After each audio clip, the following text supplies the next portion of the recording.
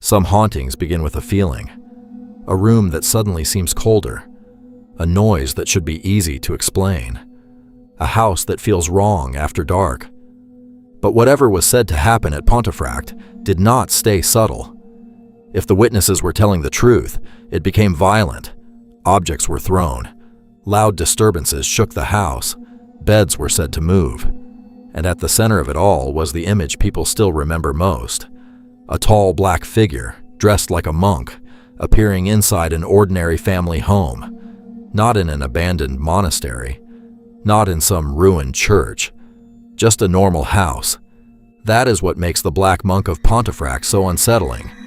Because the fear in this case was not attached to some Gothic ruin. It was attached to a place that should have felt safe. The events most closely linked to the Black Monk are associated with 30 East Drive in Pontefract, West Yorkshire, during the 1960s. From the outside, the house looked ordinary. It was a family home on a normal street. And that ordinary setting makes the story feel worse. The family living there were not looking for attention. They were simply living in the home when strange disturbances reportedly began. At first, the events sounded like the kinds of things people try to dismiss. Knocks, unexplained noises, movement that could almost be ignored. But the reason this case survived is that the activity was remembered as escalation. The disturbances were said to grow louder, more frequent, and more aggressive. This was not a single odd event. It became a story about a house that no longer felt under the control of the people living inside it. And that is always the moment a haunting becomes terrifying. Not when something strange happens once, but when it keeps happening, when it starts to feel deliberate. That was the claim at Pontefract. Reports tied to the case describe loud banging, objects moving, and disturbances that seemed to gather force rather than fade away. The house was said to become oppressive, unstable, and deeply unnerving to live in. Then came the figure. Witnesses described seeing a dark, monk-like apparition, black-robed, imposing, and deeply unsettling. Not a vague, pale ghost, a presence. And that detail matters, because fear becomes much stronger when it takes a shape. A strange feeling can be rationalized. A figure remembered again and again is harder to dismiss. This is where the case becomes much harder to forget.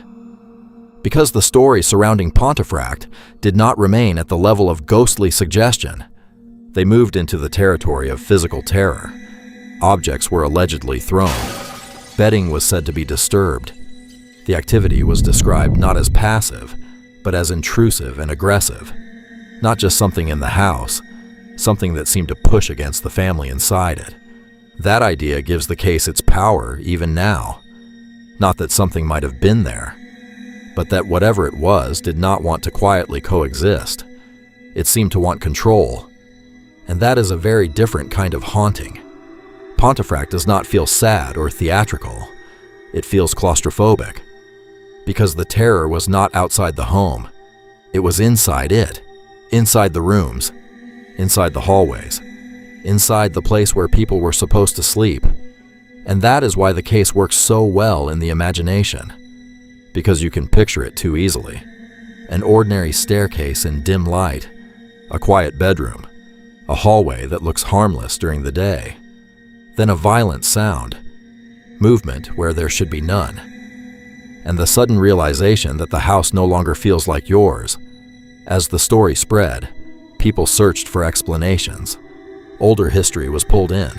Stories attached themselves to the haunting. Some accounts linked the figure to a monk and to darker events from the past. Whether those explanations were true or not, they gave the haunting a face. The Black Monk. A dark, religious-looking figure in the middle of an ordinary home, turning domestic life into something fearful and unstable. So what was really happening at Pontefract? That is the question every haunting eventually reaches. Was it a genuine haunting? A poltergeist case? A mixture of fear, stress, and suggestion inside a household already under pressure? Those possibilities remain, and none of them fully erase the story. Because even stripped of the supernatural, the case still leaves behind something deeply unnerving, A family believed their home had turned against them, and the image that emerged from that fear was not vague. It was a black-robed figure, a presence in the house, a thing remembered not because it was subtle, but because it seemed to force itself into ordinary life. That is why the Black Monk of Pontefract still lingers, not because everyone believes it, because it is hard to shake, because even now the image does the work.